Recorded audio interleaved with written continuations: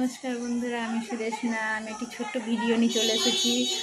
সন্ধ্যাবেলায় বসেছিলাম, ভাবলাম কী করবো, তা বাড়িতে দুধ ছিল, তা ভাবলাম একটু আইসক্রিম বানিয়ে নিই। আইসক্রিম বানানোর জন্য আমি দুধটা জাল দিয়ে নিয়েছি। এবার পরবর্তীতে কী কী করবো তোমাদের দেখাবো। তা চলো তোমাদের দেখাই আমি।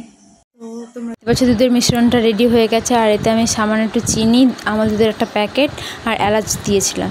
দেখতে পেলে আমার দুধের ওটা রেডি হয়ে গেছে। এবার চলো তাহলে রেডি করা যাক।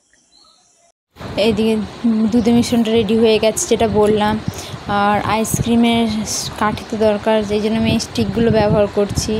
এই স্টিকগুলো আমি একসঙ্গে কাটতে গেলাম, তা কাটতে না পারায় সেগুলো আমি একটা একটু করে ভেঙে নিলাম। আর এইদিকে আইসক্রিমের জন্য কাপগুলো রেডি হয়ে গেছে। তো আমি ক্যামেরাটাকে আনতে বলার জন্য বলছিলাম বারবার শাশুড়িমাকে। তো দেখতে পাচ্ছ আমার ক্যামেরাগুলো রেডি হয়ে আছে। আর এ দেখো এবার একটু একটু করে দুধের মিশ্রণটা কাপে ঢেলে দেবো। দুধের মিশ্রণটা কম থাকায় হাফ কাপ করে হয়েছে। তো এখন বাড়িতে 6টা লোক, 6টা কাপ তো করতেই হয়েছে, হাফ কাপই হোক। আর বাড়িতে মানে করবো বলে তো আইসক্রিমটা তৈরি করিনি, হঠাৎ করে করা। দেখতে পাচ্ছ সবগুলো আমার ভরা হয়ে গেছে। এবার আমি এইগুলো সাইড করে রাখছি, আর এদিকে কাগজ কেটে নিয়েছি, আর এদিকে সামান্য একটু আটা মেখে নিয়েছি, কারণ কাপগুলো তো ওই কাগজের সাথে আটতে হবে, নইলে তো কী করে স্টিকগুলো থাকবে। তো একটা একটা করে আমি করতে থাকি, চলো তোমরা দেখতে থাকো। আর দেখো যেমন বলা কাজটা কাজ শুরু করে দেওয়াও তাই।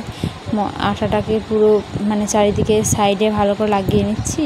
এবার তার উপরে একটা কাগজ দিয়ে দেবো, কাগজটাকে ভিতর দিয়ে একটা কাঠি দেবো। এবার দেখতে পাবে কাঠি দিতে গিয়ে আমার কাগজটাই খুলে পড়ে যাচ্ছিলো। তো চলো এরকম করে। আর দেখো আমার সবগুলো রেডি হয়ে গেছে। এবার এগুলোকে আমি নিয়ে ফ্রিজে রেখে দেবো। রেডি। তো ওই দেখো যাচ্ছি, এবার ফ্রিজে রাখবো। একটা একটা করে সব আমি রেখে দিচ্ছি ফ্রিজে। আর এগুলো আমি কালকে বার করব, কালকে বার করে সবাই মিলে খাবো। আর কালকে তো দেখাবোই কেমন হয়েছে আইসক্রিমটা। তো তোমরা দেখতে থাকো।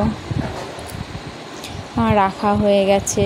এবার এটাকে কালকের জন্য খেতে খুব সুন্দর হয়েছিল। আর আমি টাইম লাগিয়ে দেওয়া আইসক্রিমটা গলে যাচ্ছিলো।